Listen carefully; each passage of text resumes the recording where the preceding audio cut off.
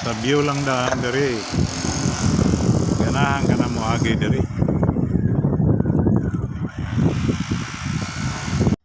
Labasan ng fresh water papuntang Davao Gulf. Dito sa may mangrove area ng Matina Aplaya side na ito.